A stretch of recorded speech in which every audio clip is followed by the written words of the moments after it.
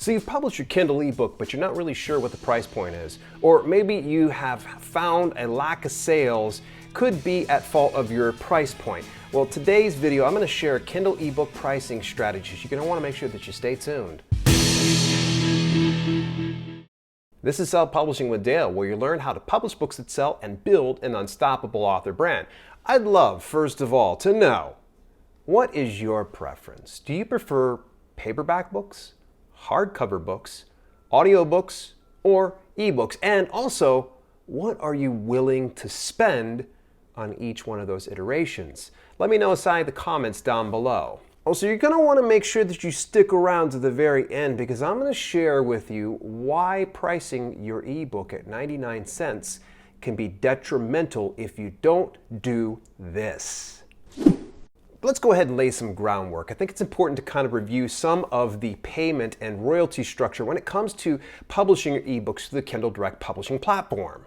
As you may know, 70% royalty is the sweet spot on the Amazon platform. They prefer that you price your ebook somewhere between $2.99 and $9.99. So if you kind of keep your book somewhere around that range, they will reward you with a 70% royalty structure.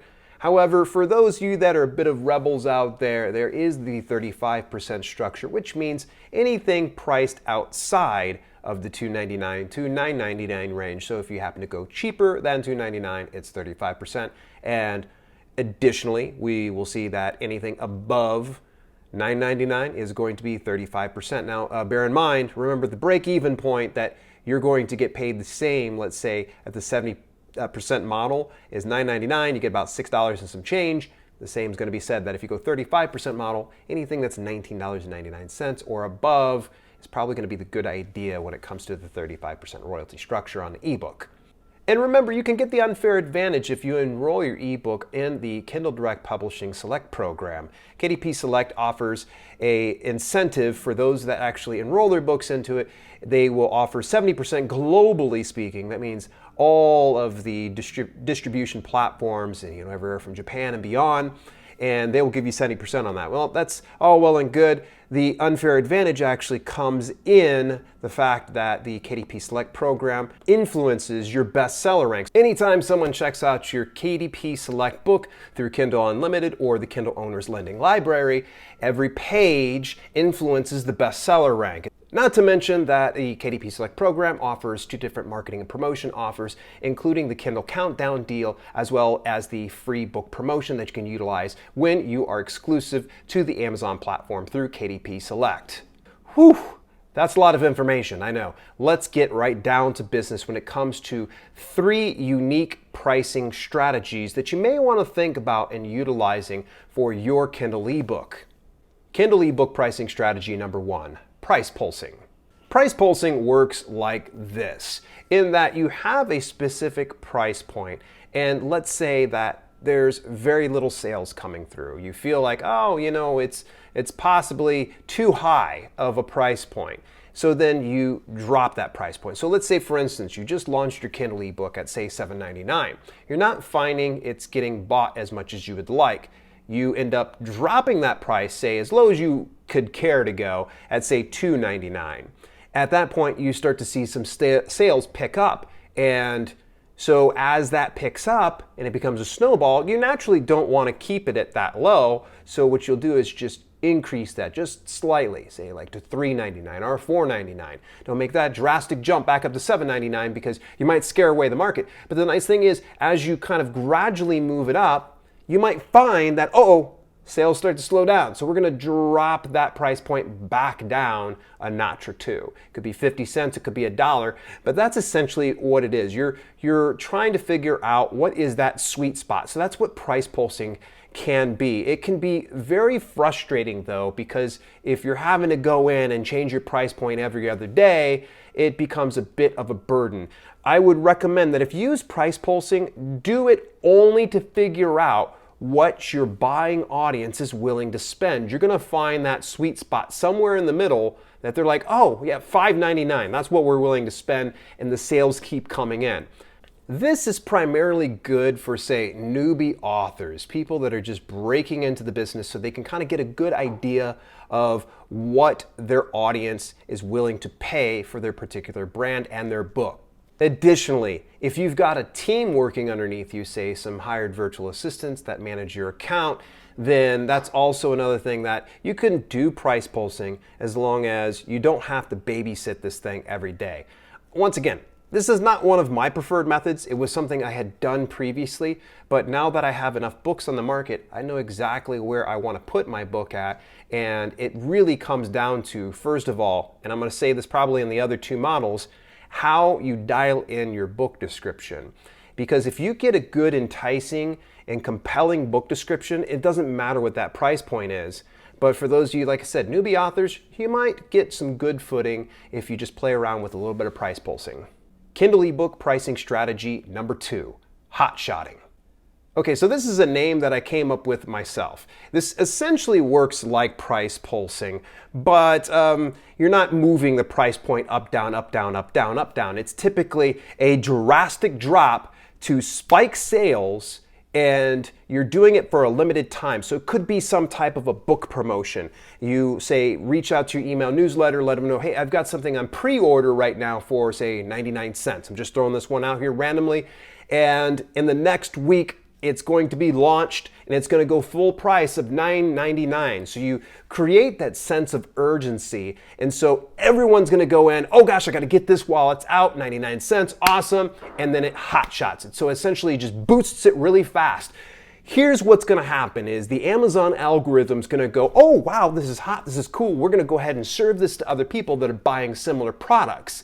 And so in any event, then you start to get a snowball effect. Other sales are going to stack on other sales upon other sales upon other sales. And if you've placed your book in the right categories, you'll get even more exposure through not just the bestseller ranking, but you'll also get it inside the new release if you're doing it, say, for a book launch of some sort.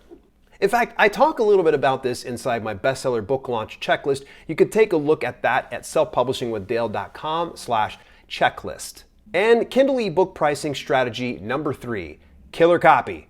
Okay, I've already kind of alluded to this before, and this isn't so much about going really high or pricing really low, more so about focusing all of your time, attention, and energy on what your audience is going to be willing to part ways with money. So that means you need to get it to where you craft your book description in a way that your audience feels like they must buy this. In fact, go-to expert on Amazon advertising, Brian Meeks, shares in his Mastering Amazon Ads for Authors that if you can really get your book description down pat, locked down, and get it to where it's so enticing, you can literally push this price point up as high as you care to. Let me say that again. Say precisely what your audience is looking for and do it in a way that's not the whole show and tell, but more so a way of creating intrigue to where they go, oh, I have to get this. Think about some of the ads that you see online. So-and-so a celebrity. See what they're like after they've grown up. And of course, naturally, we click on that little ad online and then we go one page after the other and we start to binge content that we don't necessarily need to learn about. But that's what a good, masterful book description is going to do, to where you hook them in and they're going to go read line after line and go, oh my gosh, okay, how much is this? $9.99, willing to part ways. In fact, Brian Meeks is a person that doesn't just talk the talk, he walks the walk. You can actually look at any one of his books in his catalog and see that he has some killer ad copy and he has a higher price point and he actually has the bestseller ranking at a point that you can kind of really admire and say, you know what, I could take a few of those books myself. But hold on a second, we ain't done just yet, because now that you got the price point all kind of dialed in, there's a little bit more to the strategy than just changing the price point and the ad copy. Let's consider Amazon advertising. Let's see about really value stacking in this video so that way you can get the most from the least. Here we go. So what we're going to want to do for best practices, and as a reminder, Only spend money on Amazon advertising that you are willing to lose. Much like any marketing and promotion, there's no sure shots. I'm not going to be able to assure you that you're going to be successful. But by utilizing this model, you are going to greatly increase your odds of success. Let's start it out with the clean slate of a brand new book you're getting ready to launch. We're going to set a low pre-order. Get your book as low as it's going to go. Kind of like the methodology I told you in HOTSHOTTING, we're going to want to make sure that we go bargain basement, as low as you can possibly handle. Now, if you've got a picture-heavy book of some sort, or file is really thick, you're not going to be able to put it down to, say, 99 cents. So if I say 99 cents, it's a couple points, and it's not applicable to you, think about the lowest price point that you can handle. Now that you have your pre-order all set, we're going to go ahead and run research ads during the pre-order. In my interview with Amazon advertising expert Marco Motino, he shared something that was called research ads. And essentially, these type of ads are where you're going to take the sponsored product ad and you're going to load it up with relevant keywords, manually speaking. We're just going to forego automatic because automatic just kind of leaves everything in Amazon's hands. We're going to go manual and we're going to load it up with those keywords. Now, over the course of, say, 30 days, possibly more if you're able to do the pre-order that far out, we're going to focus on what keywords are really winning for us. And those are going to be the keywords that are getting clicked on and they're getting that pre-order buy, and so on and so forth. The ones that aren't getting clicked on, they're probably going to be the ones we're going to ignore, and the ones that are getting clicked on but no buy, those are going to be the ones that we're going to make us reanalyze things and think, okay, how can we better dial in our ad copy to serve that particular audience that's searching up that keyword. We're going to be more focused on those high-performing keywords, the ones that are actually converting, the ones that are getting the great amount of impressions, getting the great amount of clicks, and getting the great amount of sales. And then we take that additional keyword and we're going to research additional derivatives of those particular keywords and run further ads of version 1, of version 2. This could take, like I said, about 30 to 60 days. If you can do longer, that's fine, but I find that about a month to 2 months can be pretty ideal for what we're shooting for. Refine the ad before launch. Everything needs to kind of be dialed in. You got to figure out what those keywords are, and if you're using the ad copy portion inside the Amazon advertising dash, make sure you're saying the right words that entices the person to click the ad and furthermore buy your pre-order. Kick up the price significantly at launch and stand firm. Okay, I know you're probably getting really nervous. You're going, oh gosh, I just went from 99 cents and now I'm going to kick it up over to, say, $5.99 or $7.99 or $9.99. Yes, stand firm. I know that I shared price pulsing, but in some instances, you don't really need that. Newbies, possibly, but if you're an established author and you already have a back catalog, then chances are likely you've already got the advertisement out there for this particular book that you're launching. So launch it, stand firm, okay? Don't change it at all. Scale your ad campaigns. All right, so now we've already found those high-performing keywords. We're starting to find those derivatives. And the thing is now we're going to start to keep going back to the well. Figure out the ads that are starting to work for your given book and keep adding on to that. Marketing and promotion is a never-ending business. And this is why that you should never put it on pause. You shouldn't just stop. Again, though, if you don't have the discretionary expense, then you probably shouldn't be utilizing this particular model. However, stay with me for just a second. We're not done quite yet, I know, and there's more. I mentioned the 99 cents pricing. There's a bit of a caveat. Dropping your book down to 99 cents can be particularly gratifying, especially when you look at your sales report and see dozens upon dozens, if not hundreds upon hundreds, or even better yet, thousands of sales in a particular pre-order of some sort. But here's the problem. Amazon's algorithm, otherwise known as A9, that's the search engine that kind of determines what the audience wants based on familiar buy patterns and search patterns.